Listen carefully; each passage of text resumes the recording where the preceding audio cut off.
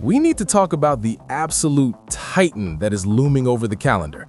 March 2026, Marathon. The game that is explicitly designed to walk up to Arc Raiders, punch it in the throat, and steal the extraction shooter throne. And look, just for a second, let's contextualize who we're dealing with here. We're talking about Bungie, the godfathers of the thumbstick, the studio that literally defined the modern console shooter. Halo, Destiny. For the last 25 years, if you liked how a gun felt in a video game, you probably have these guys to thank. They perfected the 30 seconds of fun loop before most of you were even born. But Marathon?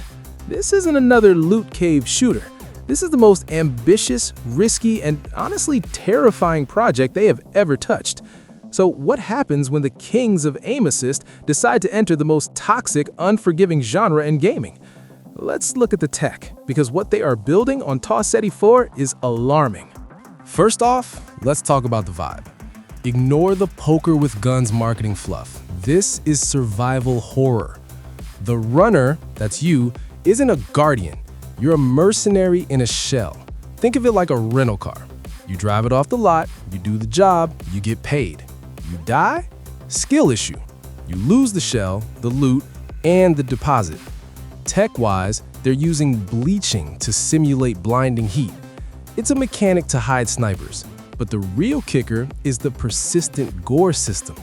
Bodies don't just despawn, they rot. If you see a corpse and the blood is still bright, the camper who killed him is still in the room. If it's decaying, you're safe. It turns graphics into a competitive radar. The maps are zoned by stress level. You've got the perimeter, that's the kiddie pool for farming resources. Then Dire Marsh, where the visibility sucks and the sweat lords live. But the Cryo Archive? That is the nightmare. It's deep underground, claustrophobic, and packed with tier S loot. You are down there with the most broken PvE enemies and probably a 4-stack of players running the meta. And speaking of meta, let's talk systems. We're looking at over 400 mods. They showed off a gold tier pistol mod that grants invisibility on kill. Are you kidding me? Twitter is going to melt down. You're gonna have rats sitting in corners, popping a scav, going invisible, and backstabbing your squad. Add in movement implants like grappling hooks, and the skill gap becomes vertical. But hey, if you go broke, there's Rook mode. It's the welfare system. You drop in with a free loadout and zero risk to scrape your economy back. Finally, factions. This is the money. Forget the tech nerds at Traxxas. Look at Arachne. This faction is a death cult.